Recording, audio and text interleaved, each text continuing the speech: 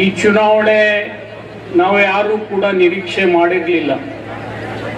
ನಮ್ಮೆಲ್ಲರ ಆಸೆ ಇತ್ತು, ನಮ್ಮೆಲ್ಲರ ಹಿರಿಯರಾದಂಥ ಮೇಟಿಯವರು ಬರ್ತಕ್ಕಂಥ ದಿನಮಾನಗಳಲ್ಲಿ ಇನ್ನೂ ಅನೇಕ ಅಳಲು ಸೇವೆಗಳನ್ನ ಬಾಗಲಕೋಟೆ ಮತಕ್ಷೇತ್ರಕ್ಕೆ ಮಾಡ್ತಾರಂತಕ್ಕಂಥದ್ದು. ಆದರೆ ಅವರ ಅಕಾಲಿಕ ನಿಧನದಿಂದ ತೆರವಾದಂಥ ಈ ಸ್ಥಾನ ನಾವು ಇವತ್ತು ತುಂಬಲೇಬೇಕು. ಈಗ ತಾನೇ ವಿಜಯಾನಂದ್ ಹೇಳ್ದಂಗೆ ಇವತ್ತು ನಿಮ್ಗೆಲ್ಲ ಗೊತ್ತಿದೆ ಬಿಜೆಪಿ ಅವ್ರ ಸಂಸ್ಕೃತಿ ಹಾಗಪ್ಪ ಅಂತಂದ್ರೆ ಯಾರು ಪಕ್ಷ ಕಟ್ಟಿರ್ತಾರೆ ಅವ್ರನ್ನೇ ಅವ್ರು ಬಿಡ್ತಾರೆ. ನೀವು ಅನೇಕ ಉದಾಹರಣೆ ತೆಗೆದು ನೋಡ್ರಿ. ಇವತ್ತು ಯಾವಾಗ ವಾಜಪೇಯಿ ಅವರು ಅದ್ವಾನಿ ಅವರು ಇಬ್ಬರೇ ಬಿಜೆಪಿಯನ್ನ ಕಟ್ಟಿದ್ರು.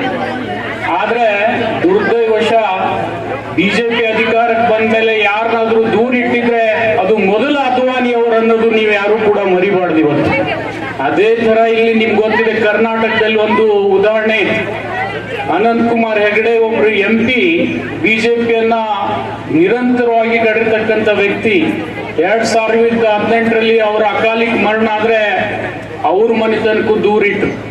ಆದ್ರೆ ಇವತ್ತು ನಾನು ನಿಮ್ಮಲ್ಲಿ ವಿನಂತಿ ಮಾಡ್ತೀನಿ, ಇವತ್ತು ಸತ್ತವ್ರ ಮಗ ಯಾರ ಕೈಯಲ್ಲಪ್ಪ ಅಂದ್ರೆ ಇದ್ದವ್ರ ಕೈಯಲ್ಲಿ ಅಂತ ಹೇಳಿ ತಾವೆಲ್ಲ ಅವರನ್ನ ಆಯ್ಕೆ ಮಾಡಬೇಕು ಅನ್ನತಕ್ಕಂಥ ಮಾತನ್ನ ನಾವು ಕೇಳಿ ಬಂದಿದ್ದೀವಿ. ಕೇವಲ ಉಮೇಶ್ ಮೇಟಿ ಅವ್ರ ಸಲುವಾಗಿ ಅಲ್ಲ, ಇಡೀ ದೇಶದಲ್ಲೇ ಒಂದು ಮಾದರಿಯ ಯಾವ್ದಾದ್ರು ಇದ್ರೆ ಅದು ಕರ್ನಾಟಕ. ಇವತ್ತು ನಿಮ್ಗೆ ಗೊತ್ತಿದೆ, ಈಗ ತಾನೇ ತಿಮ್ಮಾಪುರ್ ಅವ್ರು ಹೇಳಿದ್ರು, ಈ ಭಾಗದಲ್ಲಿ ನೀವು ಹೊಳೆದಂಡಿಗೆ ಇರ್ತದವರಿಗೆ ಕಬ್ಬಿನ ಬೆಳೆ ಬಹಳ ಪ್ರಮುಖವಾಗಿರ್ತಕ್ಕಂಥ ಬೆಳೆ.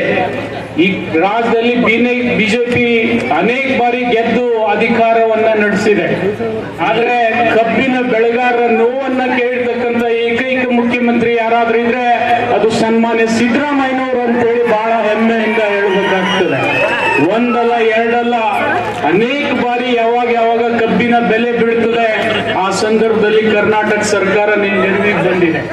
ಅದೇ ರೀತಿ ನಿಮ್ಗೆ ಗೊತ್ತಿದೆ, ಕೇವಲ ಕಬ್ಬಲ್ಲ, ಯಾವುದೇ ಬೆಳೆ, ತೊಗರಿ ಇರ್ಬೋದು, ಕೊಬ್ಬರಿ ಇರ್ಬೋದು, ಈ ಸಂದರ್ಭದಲ್ಲಿ ಕಡ್ಲಿ ಇರ್ಬೋದು, ಹೆಸರು ಇರ್ಬೋದು, ಅನೇಕ ಬೆಳೆಗಳನ್ನ ಇವತ್ತು ರೈತ ತನ್ನ ಬೆಳೆದಂತ ಬೆಲೆ ಸಿಗದೆ ಇದ್ದಂತ ಸಂದರ್ಭದಲ್ಲಿ ನೆರವಿಗೆ ಬಂದಿರತಕ್ಕಂತ ಏಕೈಕ ಮುಖ್ಯಮಂತ್ರಿ ಯಾರಾದ್ರಿದ್ರೆ ಅದು ಸನ್ಮಾನ್ಯ ಸಿದ್ದರಾಮಯ್ಯನವರು ಅಂತ ಹೇಳಿ ಬಹಳ ಹೆಮ್ಮೆಯಿಂದ ನಾನು ಹೇಳ್ಬೇಕಾಗ್ತದೆ. ಇವತ್ತು ಎಲ್ಲ ತಾಯಂದ್ರು ಬಹಳ ದಿವಸದಿಂದ ನಿಮ್ಗೆ ಗೊತ್ತಿದೆ, ಕರ್ನಾಟಕದಲ್ಲಿ ಅನೇಕ ಬಡ ಕುಟುಂಬಗಳಿದ್ದು, ಆದ್ರೆ ಹೆಣ್ಮಕ್ಳಿಗೆ ಶಕ್ತಿ ತುಂಬತಕ್ಕಂತ ಕೆಲಸ ಈ ಕರ್ನಾಟಕದಲ್ಲಿ ಅನೇಕ ಮುಖ್ಯಮಂತ್ರಿಗಳು ಆಗಿ ಹೋಗಿದ್ದಾರೆ. ಯಾರವರು ಹೆಣ್ಮಕ್ಳಿಗೆ ಶಕ್ತಿ ಕೊಟ್ಟಿದ್ರೆ ಅದು ಸನ್ಮಾನ್ಯ ಸಿದ್ದರಾಮಯ್ಯನವರು ಅಂತ ಹೇಳಿ ಇವತ್ತು ನಾನು ಹೆಣ್ಮಕ್ಳಿಗೆ ಹೇಳ್ಬೇಕಾಗ್ತದೆ. ಇವತ್ತು ದಾನ ನಾವು ಕೇಳಲಿಕ್ಕೆ ಬಂದಿದ್ದೀವಿ. ಈ ದಾನ ನೀವು ಉಮೇಶ್ ಮೇಟಿ ಅವ್ರು ಕೊಟ್ರೆ ಅದು ಸನ್ಮಾನ್ಯ ಸಿದ್ದರಾಮಯ್ಯನವ್ರು ಕೊಟ್ಟಂಗ ಆಗ್ತದೆ ಅನ್ನತಕ್ಕಂಥ ಮಾತನ್ನ ಈ ಸಂದರ್ಭದಲ್ಲಿ ನಾನು ಹೇಳಲಿಕ್ಕೆ ಬಂದಿದ್ದೀನಿ. ದಯಮಾಡಿ ನಾನು ನಿಮ್ಮೆಲ್ಲರಲ್ಲಿ ಪರಿಪರಿಯಾಗಿ ಕೇಳ್ಕೊಳ್ಳೋದು ಇಷ್ಟೇ, ಇವತ್ತೇನಾದ್ರೂ ಕರ್ನಾಟಕ ಅಭಿವೃದ್ಧಿ ಆಗಿದ್ರೆ ಅದು ಕೇವಲ ಒಂದು ಜಾತಿಗಲ್ಲ, ಸರ್ವ ಸಮಾಜಕ್ಕೂ ಅಭಿವೃದ್ಧಿಯನ್ನ ಮಾಡ್ತಕ್ಕಂಥ ರಾಜ್ಯ ಯಾವುದಾದ್ರೂ ಇದ್ರೆ ಅದು ಕರ್ನಾಟಕ. ಇವತ್ತು ನಿಮ್ಗೆಲ್ಲ ಗೊತ್ತಿದೆ, ಇಷ್ಟೆಲ್ಲ ದುಡ್ಡು ಕರ್ನಾಟಕ ಕೇಂದ್ರ ಸರ್ಕಾರ ಕಳಿಸಿದ್ರೆ ಕೇಂದ್ರ ಸರ್ಕಾರ ಕೊಡ್ತಕ್ಕಂಥದ್ದು ಕೊಡುಗೆ ಏನು ಅನ್ನೋದು ನೀವು ಇವತ್ತು ನೋಡ್ಬೇಕಾಗ್ತದೆ. ನಿಮ್ ಪಕ್ಕದಲ್ಲಿ ಇರ್ತಕ್ಕಂಥ ಆಲ್ಮಟ್ಟಿ ಅಣೆಕಟ್ಟು ಇವತ್ತು ಮುಗಿದು 10-20 ವರ್ಷ ಆಗ್ಬೇಕಾಗಿತ್ತು. ಆದ್ರೆ ಇವತ್ತು ಆಲ್ಮಟ್ಟಿ ಅಣೆಕಟ್ಟಿಗೆ ಯಾರಾದ್ರೂ ಅನ್ಯಾಯ ಮಾಡಿದ್ರೆ ಅದು ಬಿಜೆಪಿ ಸರ್ಕಾರ ಅಂತ ಹೇಳಿ ಬಹಳ ಬಿಚ್ಚು ಮನಸ್ಸಿನಿಂದ ನಾನು ಹೇಳ್ಬೇಕಾಗ್ತದೆ.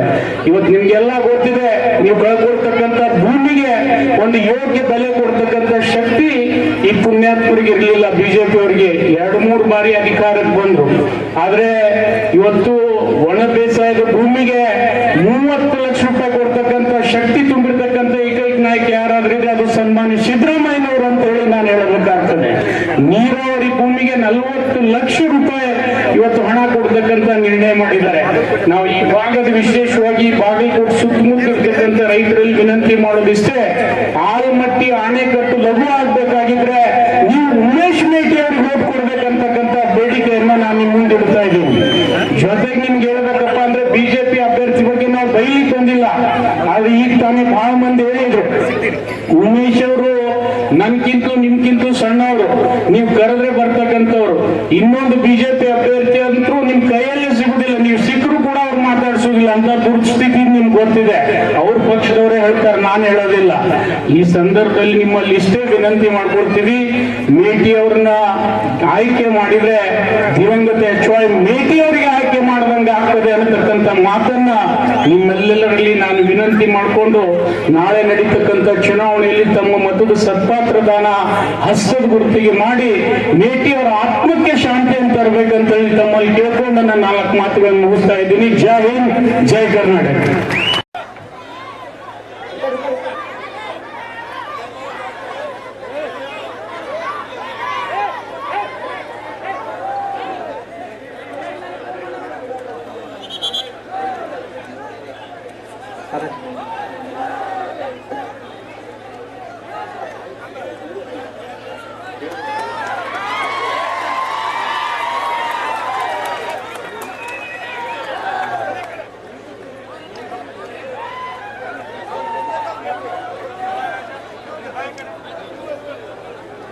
ಕರ್ನಾಟಕ ಗಣ ಸರ್ಕಾರದ ನಗರಾಭಿವೃದ್ಧಿ ಸಚಿವರು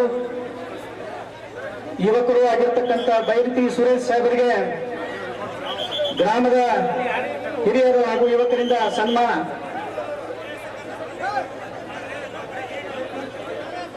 ಸರ್ ಪ್ಲೀಸ್. ಶಿವಪ್ಪನ ಬರೀ ಸನ್ಮಾನ ಮಾಡಿದವರು ಮುಂದೆ ಬರ್ರಿ, ಈ ಕಡೆ ಬರ್ರಿ, ಕೆಳಗೆ. ಸಂತೋಷ, ಆದಷ್ಟು ಜಲ್ದಿ ಮುಗಿಸ್ರಿ.